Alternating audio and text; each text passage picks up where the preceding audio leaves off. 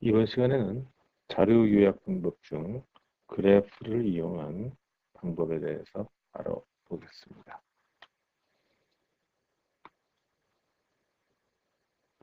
지금까지 우리가 공부한 것을 다시 한번 살펴보시면 문제파, 무엇을 할 것인지, 어떻게 자료 수집을 하고 어떻게 요약해서 분석할 것인지를 정하는 단계였었죠.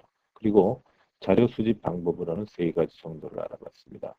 실험과 관찰, 그리고 조사, 여론조사의 발달이라는 이름하에 조사에 대해서 공부를 했죠.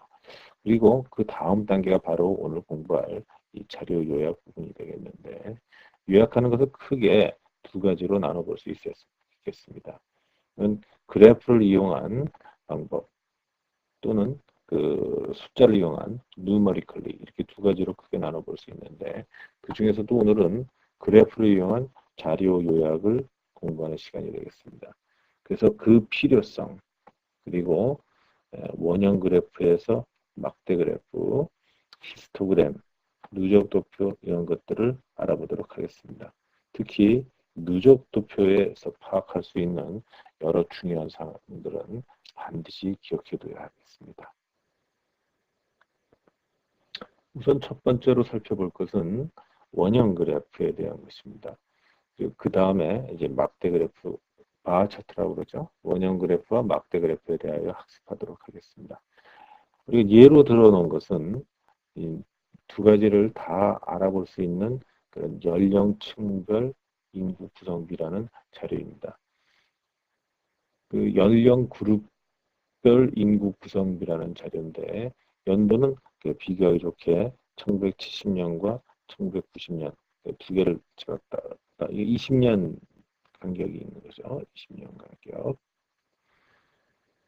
그 연령이라는 것은 우리가 정확하게 알고자만 하면 몇 살, 몇 개월까지 이런 것까지 알 수 있기 때문에 연령은 결국 연속인 변수에 해당합니다. 자, 1970년도의 경우 0세에서 14세, 14세라는 것은 지난번에 말씀드린 것처럼 15세 미만을 얘기하는 겁니다. 그리고 15세에서 64세, 15세에서 65세 미만. 우리가 이걸 유년 인구라고 불렀고 앞부분. 그다음에 가운데 15세에서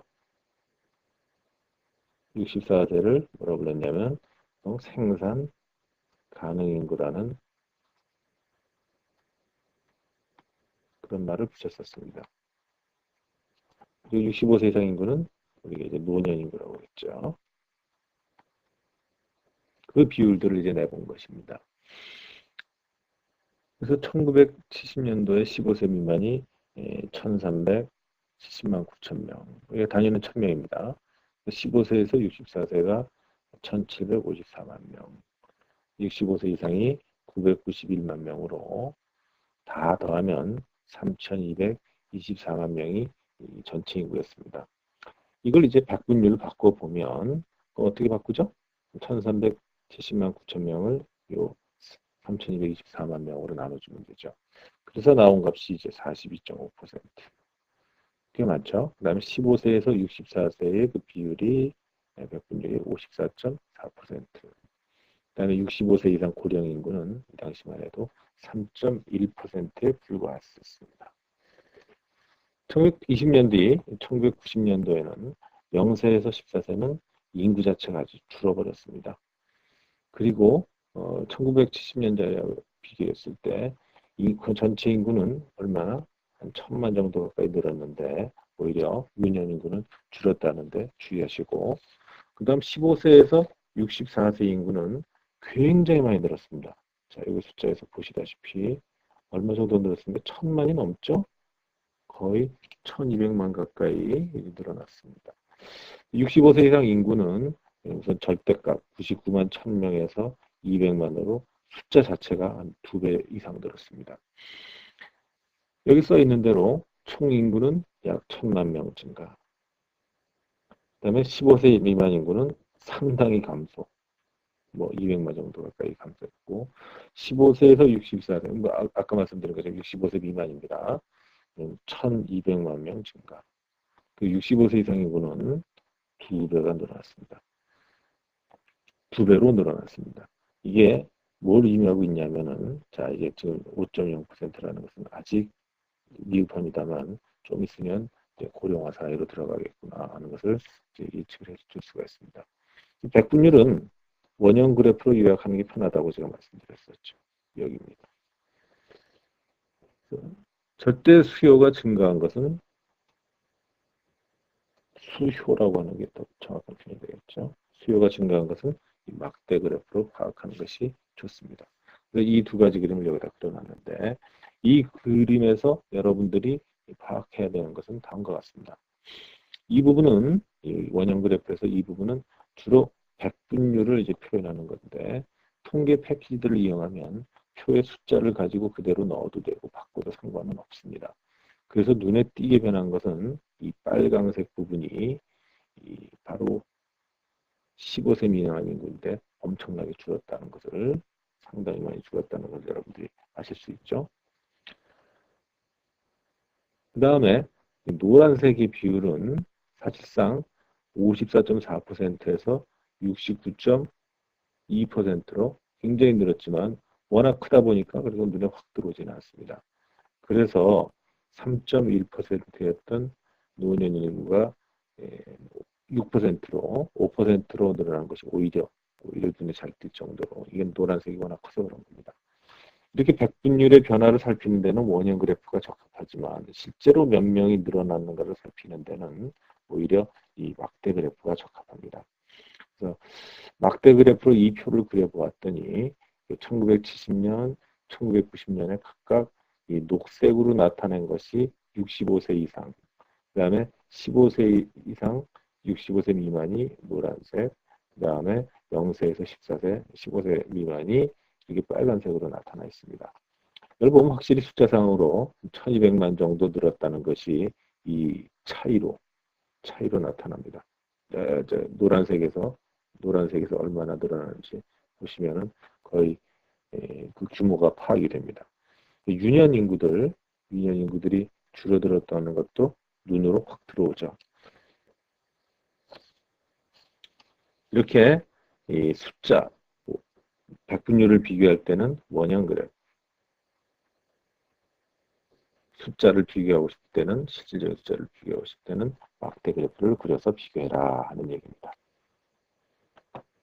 바로 앞 페이지에서 살펴본 연령층별 인구 구성비하고 이제 비슷한 데이터입니다. 이번엔 산업별 취업자 구성비라고 나와 있는데, 역시 1970년도에 농림 어업 종사자가 50.4%. 그 대신에 저희가 여기서는 그 비율만 갖다 놓고 숫자는 여러분들이 계산할 수 있도록 자료를 제공하는 산하로 마쳤습니다.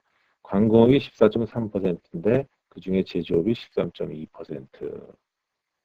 그래서 그 순수한 광업만은 한 1.1% 이렇게 되겠죠. 그리고 그 당시 35.3%가 3차 산업에 종사하고 있었습니다. 그래서 총 취업자 수는 961만 7천 명에 아주 불과할 때였습니다. 앞에서 봤을 때 총인구는 한 3,200만 가까이 됐었죠. 그 중에 15세 이상 인구가 또 얼마나 있었는지 기억하실 겁니다. 그 중에 961만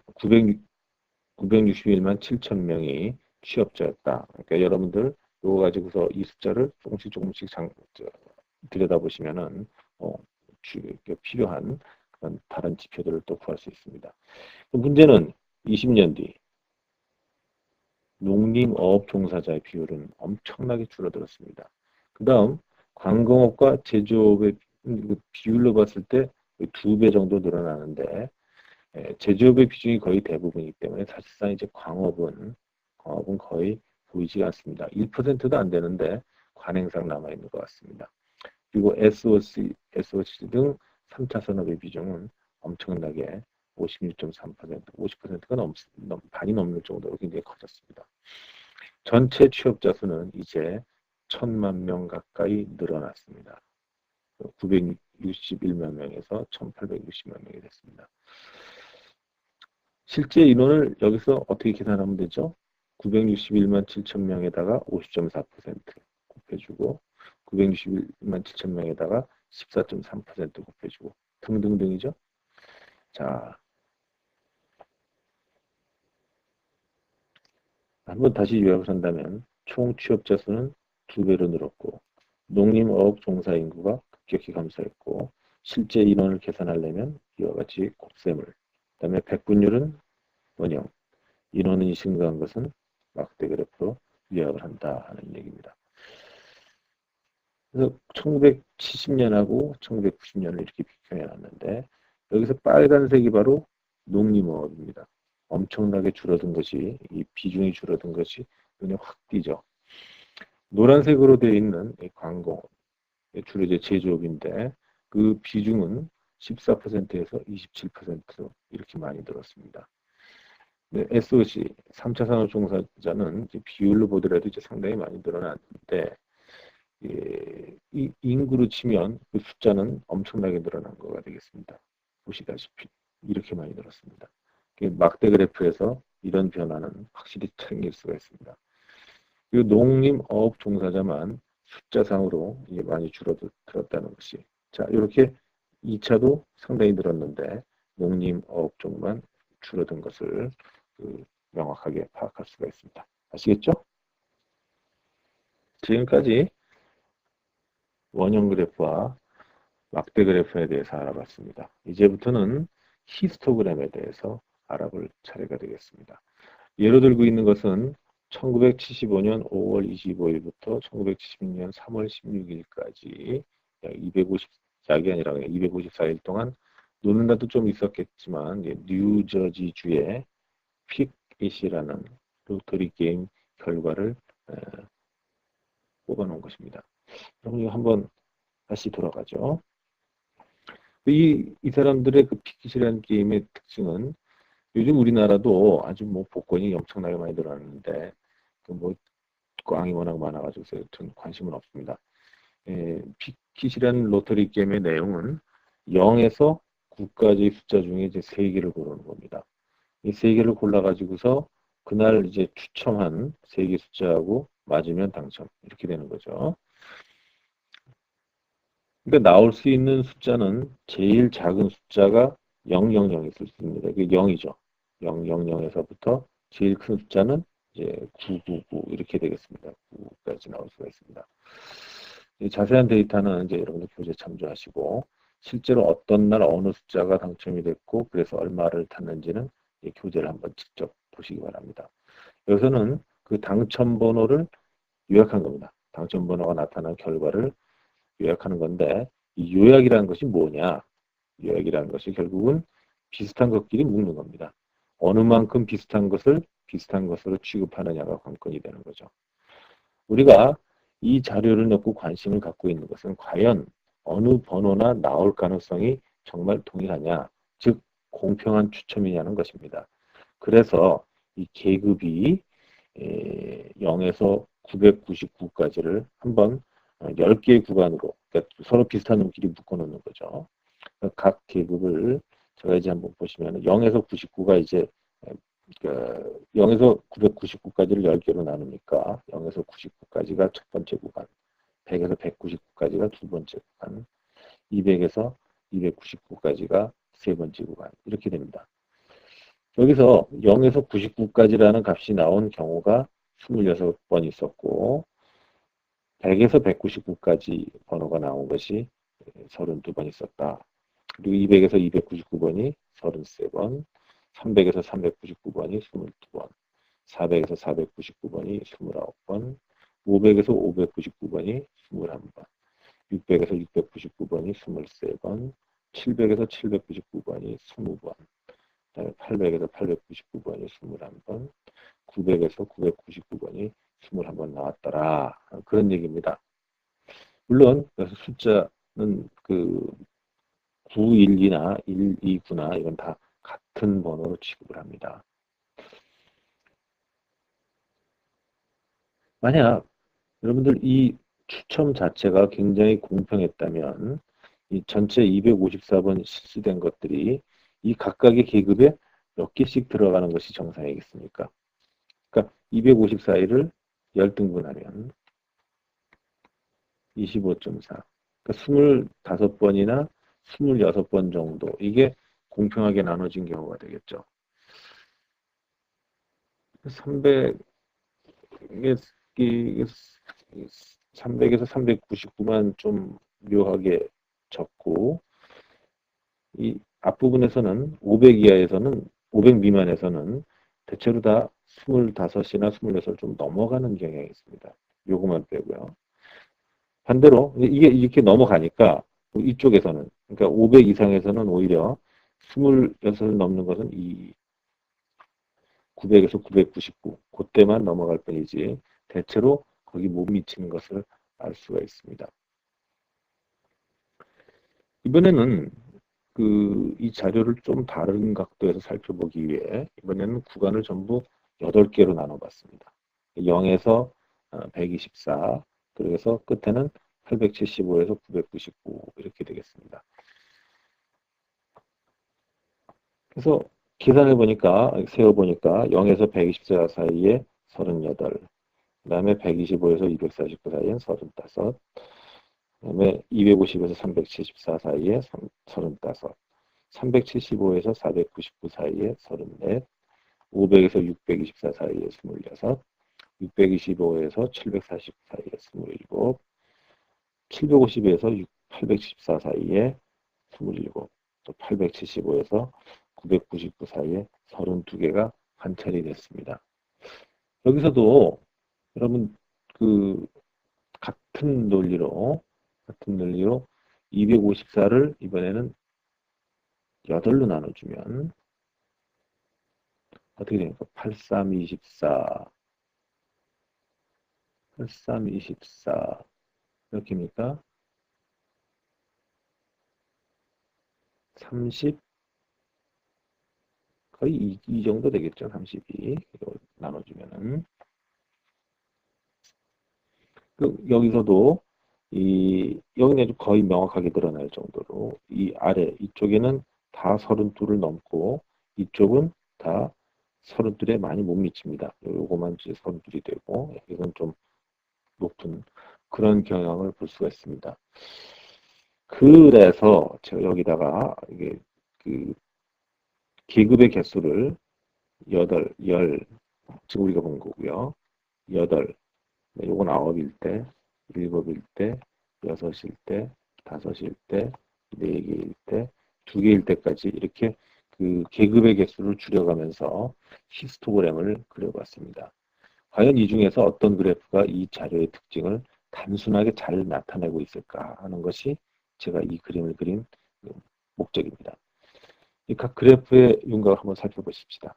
여기 10개 때 보니까 어떻습니까? 이게 상당히 울퉁불퉁하다는 걸 알 수가 있습니다. 9개 때일 때도 뭐 마찬가지고요.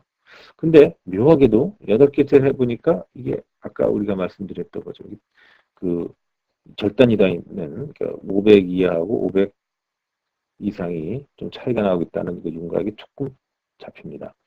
7개일 때는 다시 이제 구불구불해져 버려가지고 6개 때도 이게 좀 구불구불합니다. 사실 5개째도 이런데 4개째 때 보니까 이게 이렇게 잡히죠. 그러더니 급기야 2개 때 확실하게 잡아줍니다. 제 개인적으로는 이 계급이 2개일 때 이 자료의 특징을 가장 잘 요약해 주는 게 아니냐 이렇게 생각합니다. 여기서 규칙, 과연 이 그림을 어떻게 그렸느냐 하는 것은 뒤에서 연령별 인구 구성비에서 살피겠는데 이 히스토그램은 관찰된 수요를 나타낸 겁니다. 옆에 Y축들이 다 몇 개냐 0에서 99 사이에 26 이렇게 해서 개수를 히스토그램으로 나타낸 것입니다. 여기 나와 있는 게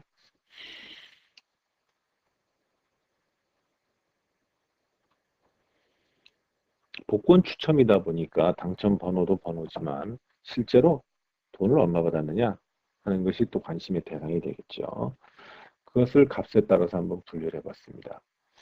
그래서 99불 이하 미만, 99불 미만인지 이게 2명은 뭐 기껏 당첨금이 그거밖에 안 됐다는 얘기죠.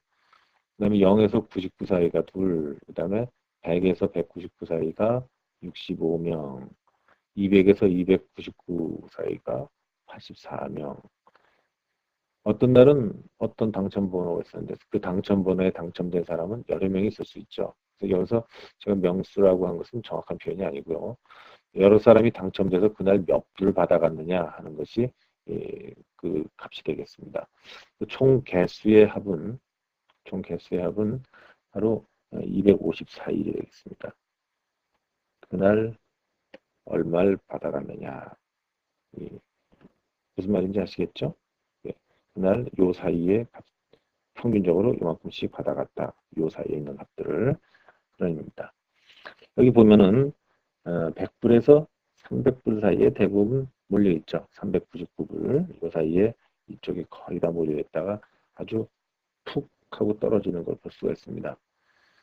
이 표를 히스토그램으로 옮기기 위해서는 각 해당되는 계급의 그 퍼센티지가 필요한데 이 퍼센티지를 그 해당 계급의 막대 넓이로 나타내는 겁니다. 이 0.8, 25.6, 33.1, 24.4, 8.3 이런 것들이 바로 이 면적입니다. 이 막대들의 면적으로 표현한 겁니다. 예를 들어서 지금 여기 보시다시피 100에서 199 사이에 25.6%가 된 것을 그대로 면적으로 나타내면 되니까 오른쪽 첫 두 번째 막대 면적을 계산해 보면 여기에 이 면적이 25.6%가 되는 겁니다. 그래서 왼쪽 축을 보시면 그 단위는 퍼센티지 퍼 100 달러스 이렇게 되어 있습니다. 이 막대의 면적이 25.6%가 되기 위해서는 이 폭이 100달러이기 때문에 25.6%를 100으로 나눠준 0.256, 0.256이 바로 이 막대의 높이가 되는 것입니다. 아시겠죠? 그래서 여러분들이 두 가지를 확인해야 됩니다. 점선으로 그려놓은 이게 뭔가 하고 이 정체 다 잘 안 나오고 있습니다만 그 다음에 여기 이 삼각 받침대 이게 뭐냐 여러분들이 한번 느낌으로 살펴보십시오. 이 점선으로 근 부분의 아래쪽 넓이하고 그 위쪽 넓이가 거의 같게 느껴집니까? 제가 이런 식으로 이게 물어봤을 때 요 면적하고 요 면적을 얘기하는 건데 제가 거의 답을 강요하다시피 하는 건데 같습니다. 그래서 이게 뭐냐 하면 이게 바로 이 중앙값이라는 대표값이고요. 가운데 본다는 뜻이죠. 잘 가운데. 중앙값이 여기 있는 것이고 이 삼각 받침대를 넣은 것은 그 나름대로 의미가 있는 겁니다. 이 삼각 받침대를 중심으로 해서 양쪽이 소위 균형이 잡히느냐 그러니까 포인트 오브 밸런스라는 표현을 우리가 여기서 쓰게 되는데 이것은 바로 균형점 포인트 오브 밸런스로 우리가 평균이라고 하는 겁니다. 평균. 쉽게 말해서 사실상 이 그래프를 잘 보시면 그래프의 전체적인 윤곽이 이게 오른쪽으로 이제 쭉 좀 치우친 그런 모양이기 때문에 중앙값이 항상 이 어떤 관계가 있냐면은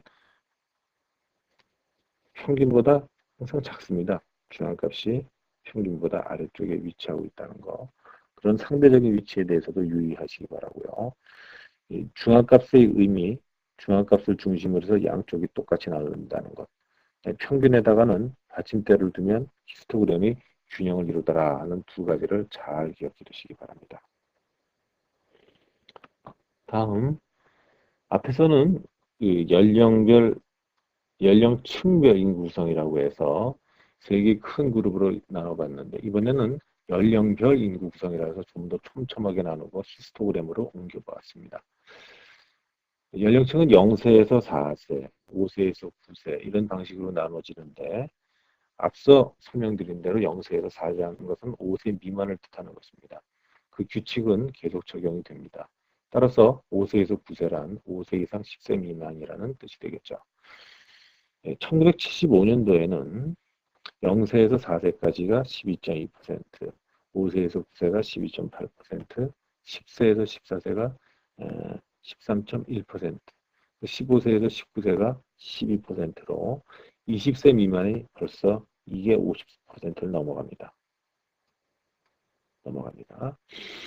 그런 것이 시간이 1990년도쯤 돼 보니까 어떻게 바뀌어갑니까? 다 합쳐봐야 40%도 안 됩니다. 우리 젊은 층이 점점 줄어들고 있는 걸 볼 수 있죠. 이 부분은 이미 연령층과 인구 구성 비자료에서 살펴본 바가 있는데 또 하나의 특징은 이쪽 65세 이상 인구입니다. 앞에서도 우리가 누차 강조를 했지만 이 65세 이상 인구가 어떻게 되겠습니까? 이거 기껏 다 합해봐야 1.6, 0.9, 0.6, 0.4에서 이게 아까 본 것처럼 3.1%입니다. 그런데 1990년이 되면 어떻게 됩니까? 2.1%, 1.4, 0.9, 0.7 이렇게 아까 본 것처럼 5.1%가 나옵니다. 상당히 빨리 늘어가고 있는데 1995년에는 이게 벌써 70세 이상 그냥 뚝딱 뭉뚱그려놨는데 65세 이상이 5.9%.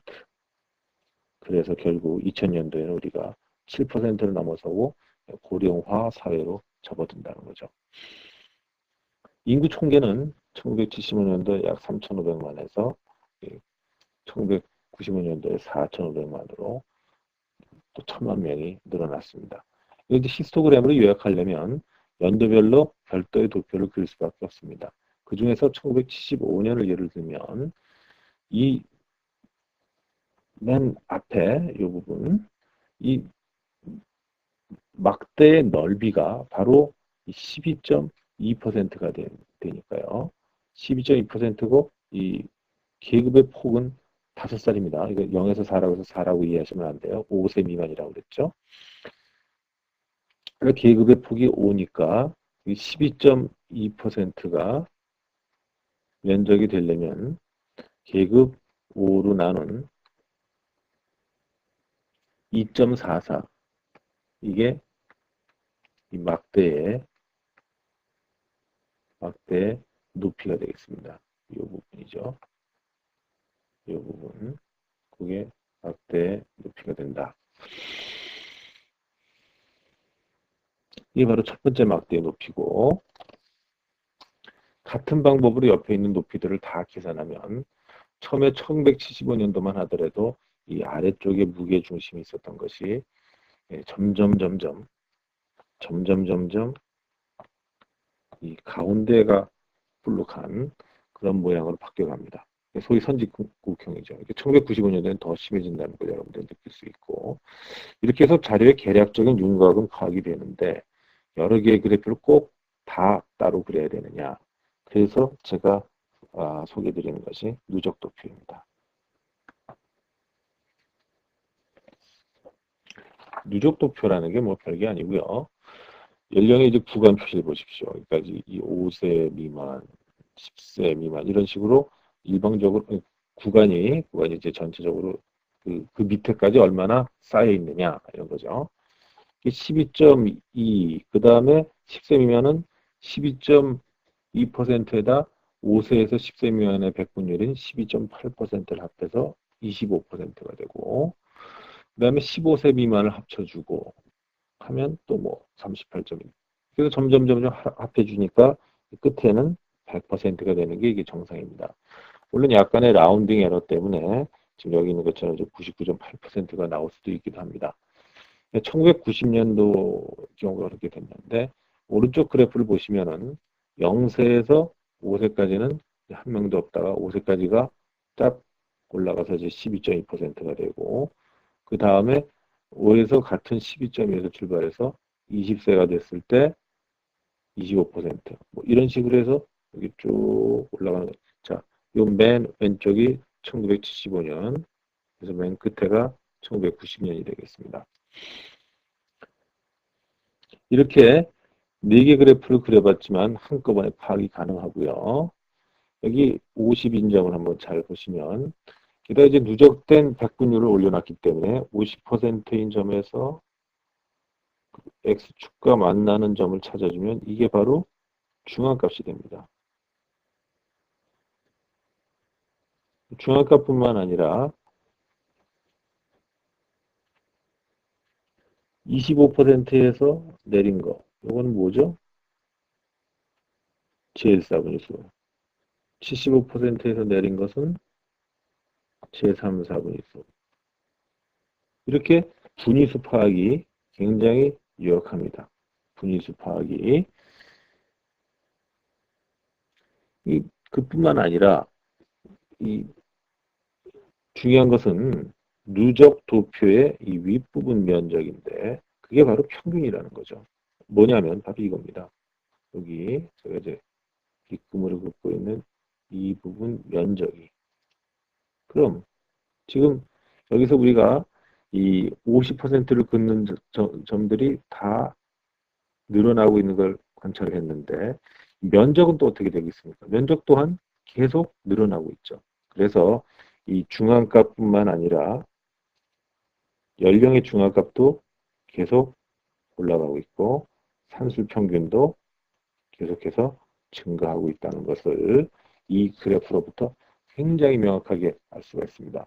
이렇게 누적 도표를 이용하면 히스토그램에 비해서 추세 파악이 용이해지고 분위수의 변화, 특히 중앙값이나 제1사분위수, 제3사분위수들의 변화가 굉장히 쉽게 파악이 됩니다. 누적 도표의 윗부분 면적이 또 평균이라는 사실을 꼭 기억해 두시고요. 여기 이 경우 이제 평균도 연도별로 계속 늘어나고 있다는 것이 쉽게 파악이 됐습니다. 이렇게 제가 누적 도표를 소개해 드렸는데 다음 페이지에도 같은 내용을 소득 분포를 이용해서 살펴보도록 하겠습니다.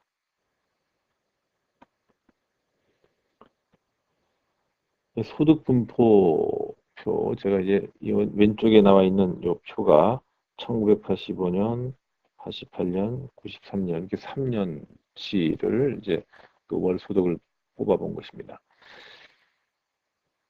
단위는 이제 1,000원으로 나와 있고요. 월소득 20만 원 미만에서부터 그 월소득 200만 원 이상까지만 이제 여기 지금 나와 있습니다.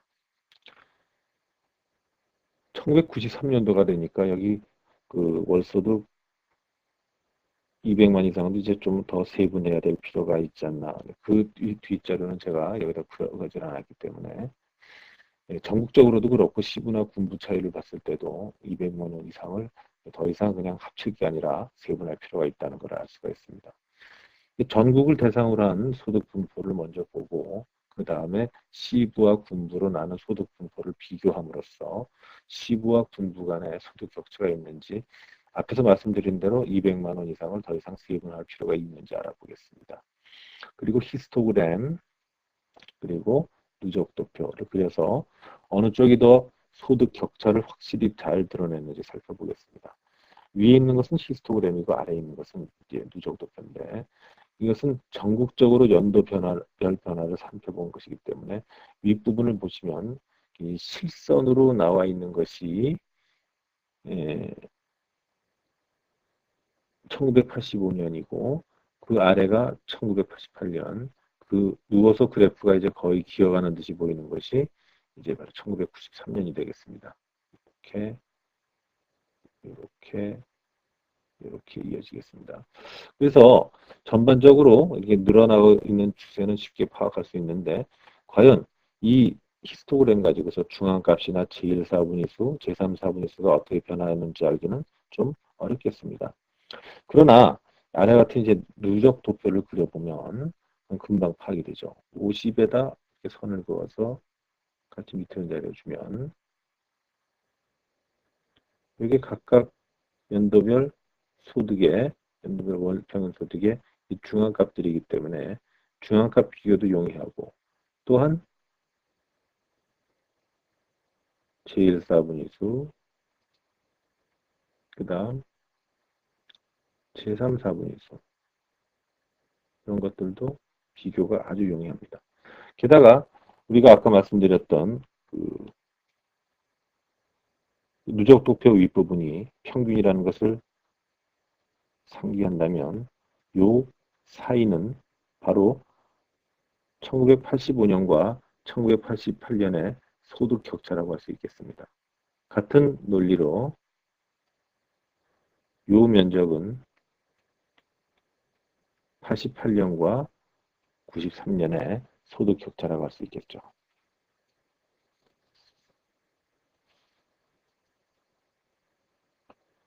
방금 설명드린 대로 85년, 88년,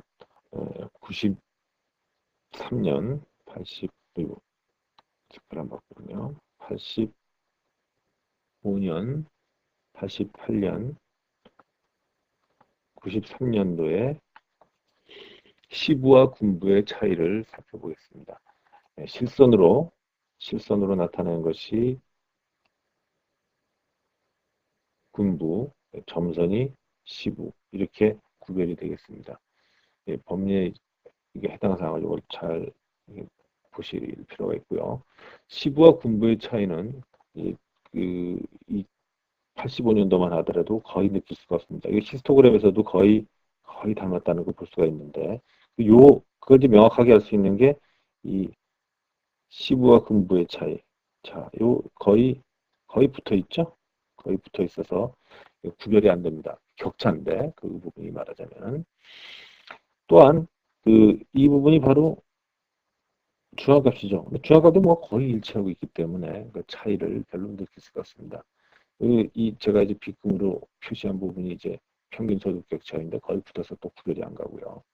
88년이 되면 히스토그램에서도 이제 약간 율로 옮겨가는 걸 느낄 수가 있는데 시부와 군부의 차이가 옆으로 좀 퍼져나가고 있는 거고, 히스토그램보다는 역시 자 여기서 명확하게 차이가 나고 있죠.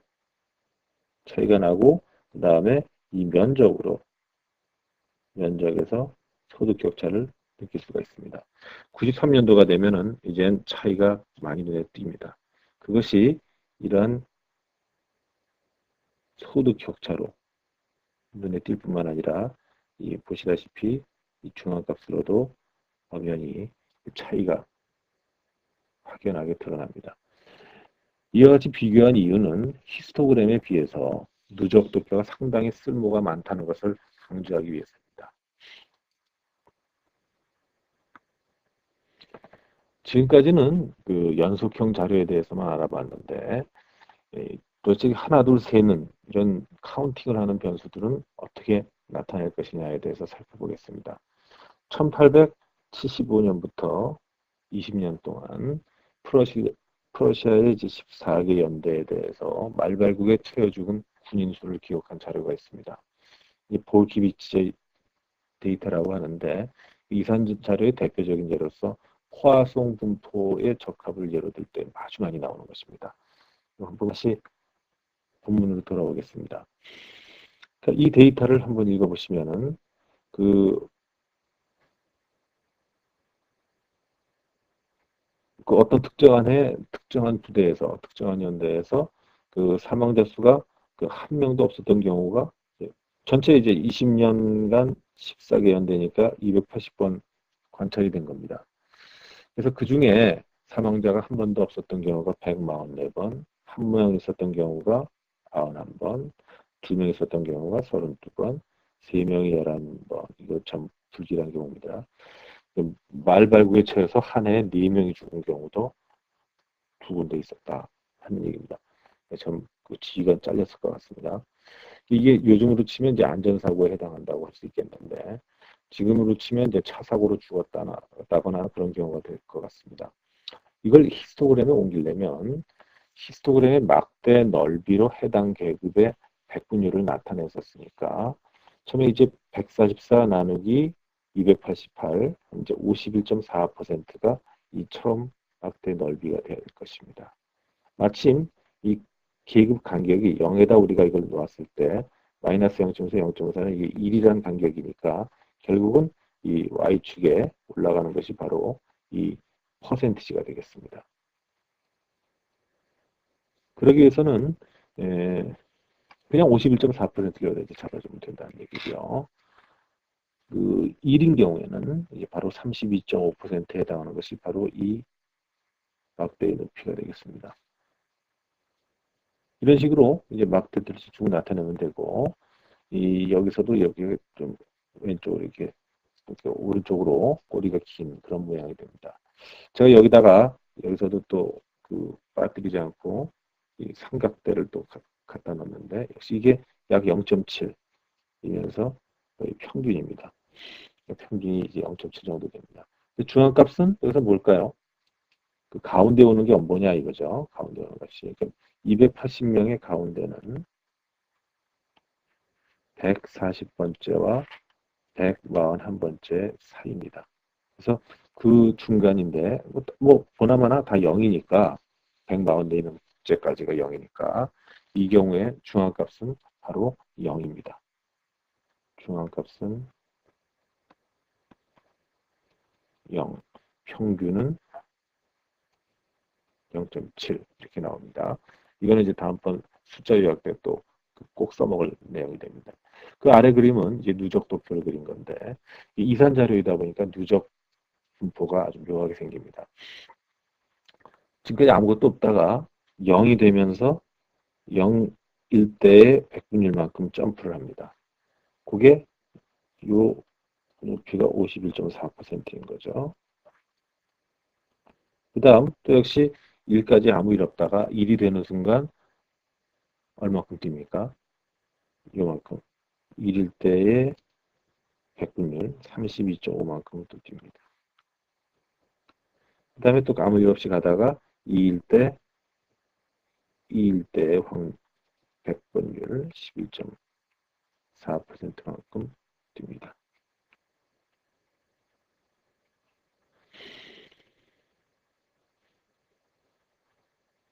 이제 요게 마지막으로 이제 3.9%, 그 다음에 요 끝에가 말하자면 이제 0.7% 정도 하고서 이제 1로 이제 100%로 이제 그 만나게 되겠는데, 그래서 여러분들 평균을 한번 생각해 보면 평균 상환계수가 얼마인가요?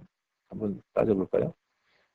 그 0인 경우가 51.4%, 이거는 곱해봐야 보탬이 안 되죠. 네. 1인 경우가 32.5%인데, 자, 1인 경우가 32.5%인 게 바로 요 면적 아닙니까? 요 면적입니다. 그 다음, 2인 경우가 11.4%, 2인 경우가 11.4%라는 것이 이번엔 또 요 면적이네요. 곱해준 것이. 3인 경우가 3.9%인 것이 이번에 여기 얇게 조금 더 얇게 그려서 여기가 이제 둘 곱이 되고 4인 경우가 0.7 요 정말 얇은 그 슬라이스의 면적이 되겠습니다. 그러니까 결국 이 누적 도표의 윗부분 면적이 바로 뭡니까? 곱해준 것. 그러니까 이것들 다 곱해준 것이 바로 0.7이 나오게 되는데 결국 이 누적 도표의 윗부분 면적이 바로 산술 평균이다. 그러니까 이거 그림으로써 명확하게 알 수 있게 된 거죠.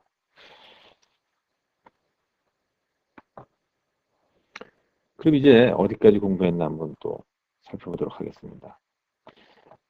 문제 파악은 이제 다 끝냈고, 그 다음에 우리 자료 수집도 다 끝냈고, 오늘은 그래픽 자료역에 대해서 이제 알아봤습니다. 다음 시간에는 숫자를 이용한 자료 요약으로 공부를 옮기도록 하겠습니다. 수고하셨습니다.